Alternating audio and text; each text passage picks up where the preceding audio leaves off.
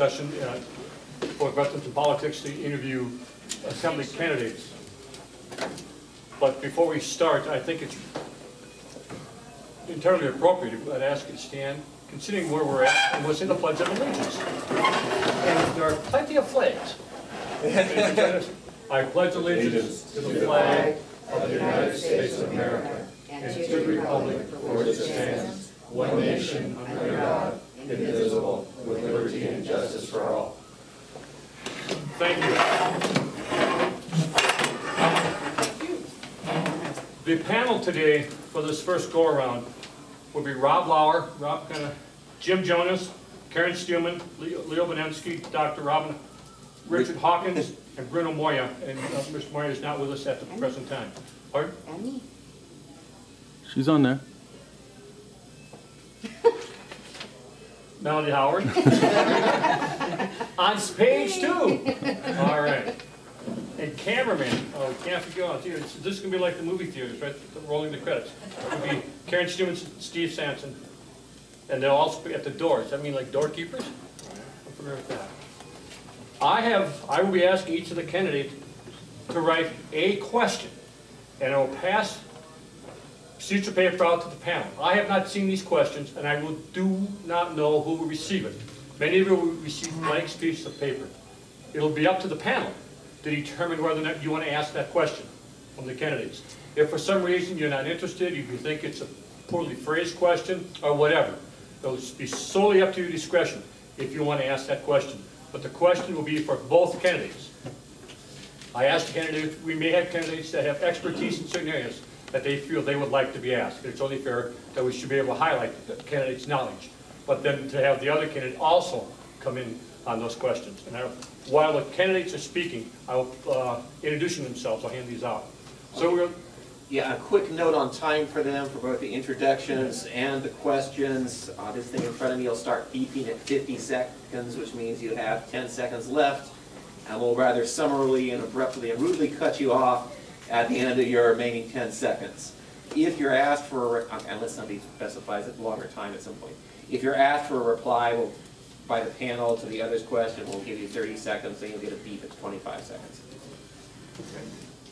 So we will start with an introduction, or do you want to start with the first question? Oh, introduction. Introduction. And so let's take a minute. Take a minute. And I would caution the candidates when questions are asked, please answer the questions directly and concisely. Timing, some candidates may tend to overtalk the question. We hope that will not happen. So, Jonathan, since you're closer to the moderator, you get a minute, grab the mic, and introduce yourself and give us your background. Well, thank you for having me. My name is actually spelled wrong here. The H in the middle there should be an N. So it's all right. But I'm actually a lifelong Nevada resident. Was born in 1971 in Reno, actually Sparks. Well, I was born in Reno and moved to Sparks, and went to high school here, went to college up at the University of Brigham Young University in Utah. I'm an attorney. I practice in Las Vegas since 1999. I passed the bar in '99. Went to the University of San Diego Law School, and I've been a practicing attorney with my father ever since. Currently a partner in the law firm of Hansen and we have several associates underneath us. I also am married. I have 4 children, ages 10, 7, 5, and 9 months. So I also have a good family there. My dear wife is named Elizabeth. She's also a college graduate from Brigham Young. That's where we met. So appreciate being here and having your interviews. Hello, my name is Michele Fiore. I've been here in Las Vegas for 21 years. A businesswoman, a business owner. I've created over 1,800 jobs here just in the home health care industry. That's not the construction industry that before the home health care I was in. I have 2 beautiful daughters, 22, almost 23, and 18. They both attend CSN. And I have a grandson. And I'm just really excited to be running for Assembly, and I want to thank you guys for inviting us to do your interview. We will start at this end of the table. Melody, you will have the choice of who you want to ask the first question of. Actually, I'd like to ask both. No, but which one, if you wanted to address it to Michele or your choice, which one will be answering first? Okay. Jonathan, I'd like you to answer first, and then Michelle to answer. Clark County has a large homeless population, and a large percentage of our homeless are veterans. What have you done in your community to assist our homeless veterans or veterans in general? Well, I don't think that I've done anything specifically for veterans, as I haven't been involved in that, but I'm a member of the LDS Church, and in our church we do have a welfare program where we help the poor in need.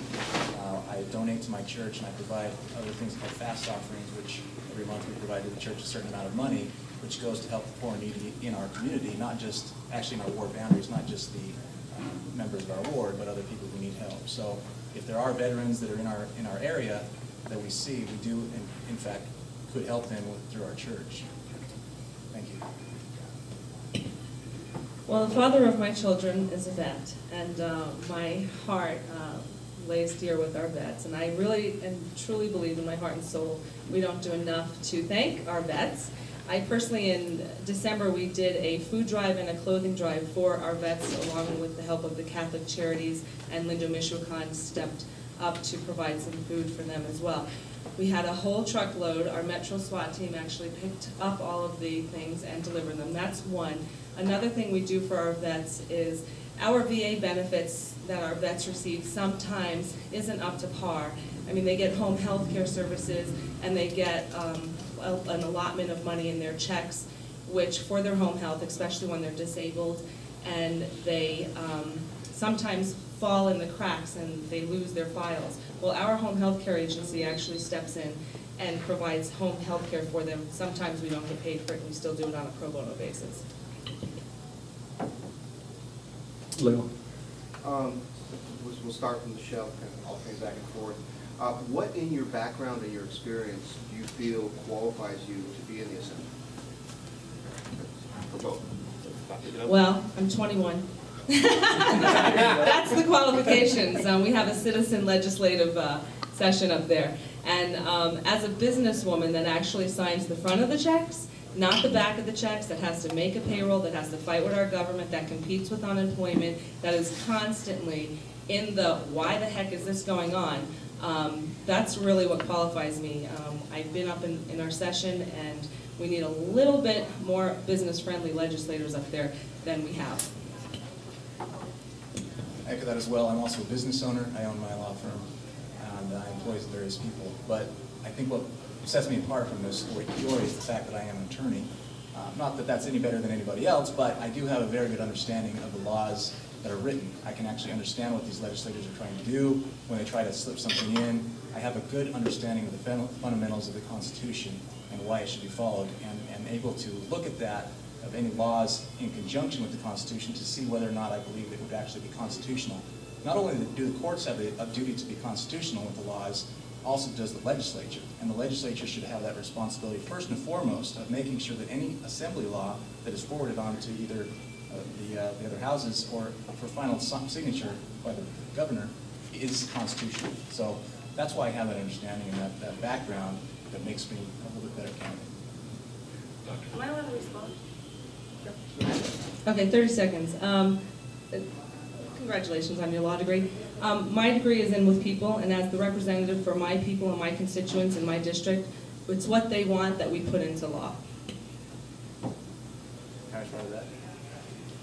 10 seconds? No, we'll get into this all day long. Yeah, Let's just get to it. we don't want too many back. Back, not forth. I'm blind, right? There we go. There, hopefully in the next year or so, we'll be seeing improvement in the economy. What single thing that the state is doing right now could the economy most be helped if it ceased doing? In other words, what is the state doing that's the biggest thing in the way of the economy right now? You first? Sure.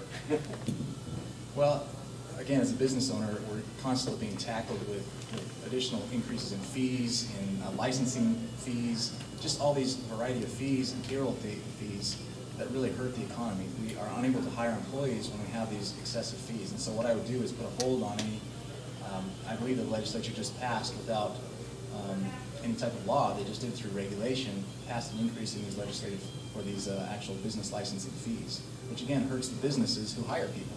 So I would put a freeze on those and actually repeal them for the meantime, and also take a look at any other fees that have been imposed in hiring and businesses so that we can have more money for employees. I think that's the only way to do it, is to lower taxes, reduce the regulations on businesses, and allow businesses to actually work and employ people instead of having to have the paperwork and all the other red tape that they need to actually get a job by the government.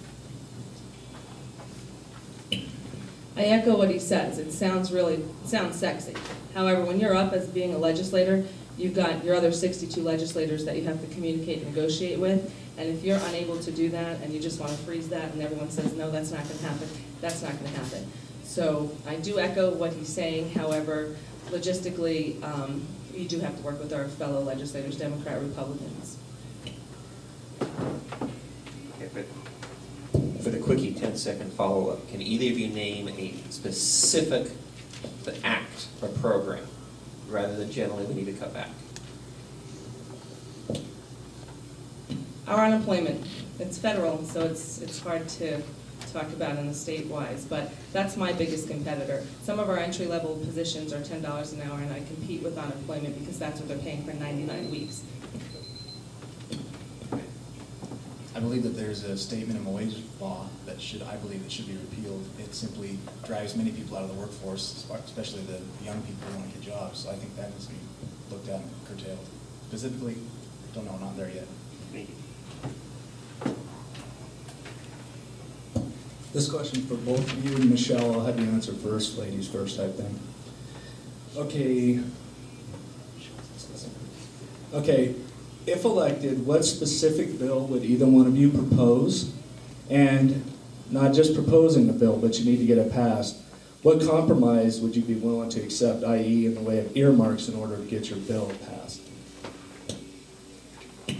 I'm not a fan of earmarks. I am a fan of keeping legislation simple and not commingling one idea with another, because that's an issue that we continually run into up there in Carson City and in Washington.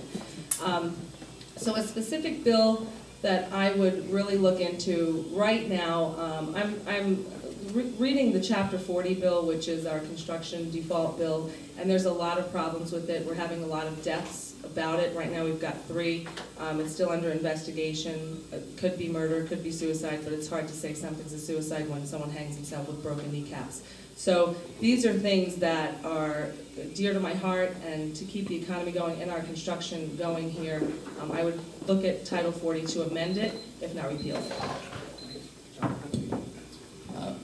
My law partner, Scott Rasmussen, actually works in construction defect and has big problems with that as well. I think it needs an overhaul. But I don't think that as a legislature we should just go up there and try to pass a bill just to pass one. What I would like to do actually is repeal things. I think there are way too many laws. I don't want to necessarily put more on the books because there's so many that we have to look at. Nobody understands what the laws are now. So what I would like to do is actually impose something that says if you're going to pass a bill, you've got to repeal 1 or 2. I don't know if that's going to work necessarily, but I don't want to justify my position by being up there just simply trying to pass a bill. I want to look at what the existing laws are, modify them, and delete and streamline what we have because they're simply too confusing, too mind-numbing, and too confusing for anybody, including the legislature, to understand.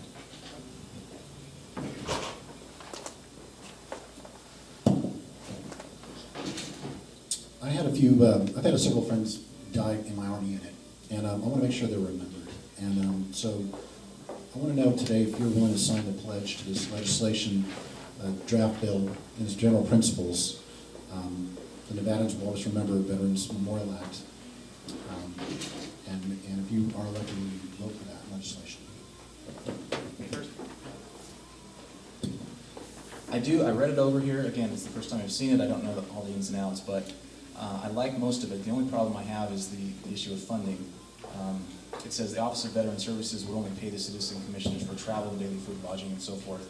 I think that if it's truly a volunteer organization, that it should stick that way, and you shouldn't be asking for other handouts from the government. I think that's where we've gotten ourselves into, is that too many organizations just give me a little bit here, a little bit here, a little bit there, and look where we're in a situation at this point. There's simply too much expense in government, and a little bit, although it doesn't seem like it's necessarily a lot, it's going to bankrupt the government, it adds up. So I do agree for the rest of it, other than perhaps the stipends. You'd sign and agree to vote for it if you're elected, the general principles of that. I would, the general principles, I do agree.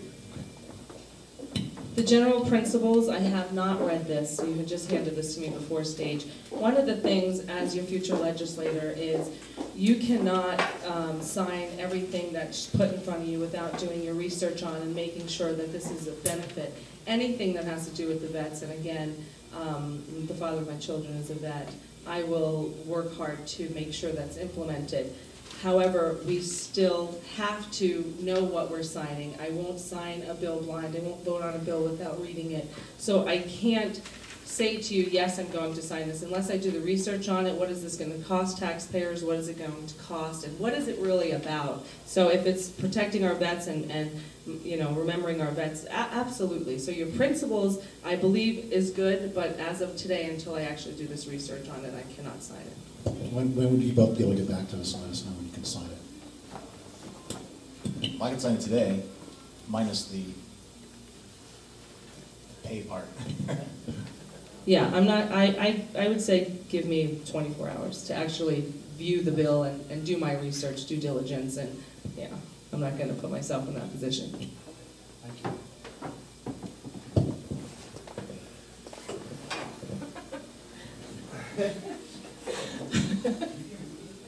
My question is for Mr. Hansen. I'd like to know what the difference is, if you could explain to us what the difference is between a senator, a state senator, and a state assemblyman, and why you chose to run as an assemblyman. Well, the filing fee is less, one thing. Well, I live in the Assembly District 4, and in my party, the Independent American Party, we are looking for candidates to run, and so it wasn't necessarily a choice of what I wanted to run for. It was more of, let's fill the holes. So I've run for Assembly before, I've run for Attorney General, I've run for County Assessor as well, and this was an opening that we needed to fill, and so I chose to put my name on the ballot for that. The difference between an Assemblyman and a Senator, obviously, is that the Assembly is similar to the House of Representatives, and that's where I believe the monetary bills originate. The Senate obviously has less members, it has a greater constituency, a greater district. There are less senators than assemblymen, but I believe that the monetary bills must originate in the Assembly and then go to the Senate for passage for the government. Thank you so much. I have a question for you, Ms. Fiore. It was brought up a few minutes ago about what somebody's qualifications are, and I think there's too much emphasis put on qualifications when in both the United States Constitution and the state of Nevada Constitution, qualifications are, like you said, you have to be 21 years old. Do you think you could explain to us why that is stated that way? Well, I think personally, no attack on you, but we have too many lawyers up there and not enough real people. And when I say real people, I'm talking about the people with their boots on the ground, the people that work every day really hard for a living, and the impacts of these bills that impact just the normal, average, everyday single mom like myself. So I'm very excited that we have a citizen legislator in Carson City. So, I mean, right now, one of our assemblymen was a security guard at a club. There was another one that was an ambulance driver. I mean, there's an array of individuals up there serving, and I just think we need a little bit more business-friendly people up there. No, okay, so my question was, could you explain to us why do you think the people who passed the laws and drafted the Constitution put such a minimal qualification into law? Well, let's look at that. It was written over 200 years ago, and we constantly have amendments to our Constitution. And I think that they wanted to make sure that the people keep the government in line, not the other way around. And that's kind of what we have right now. We have a government running rampant, and the people are finally like stepping up and going, enough is enough. Thank you. Sorry about that. That's all right. I believe time is just about over for this panel. I do have one question, and the candidates can answer collectively or individually, but do you feel that you've been treated fairly and objectively at this panel today? Oh, absolutely. I thank you guys for having us. It was a pleasure. Yeah, it's a little scary sometimes to get the questions when you don't particularly know the answer, but it's good to try to think on your feet. So I appreciate not being too hard on this. Thank you very much. We'll see what happens later. All right, class is excused. Thank you. Thank you, guys. Thank you for coming. We're going door knocking now.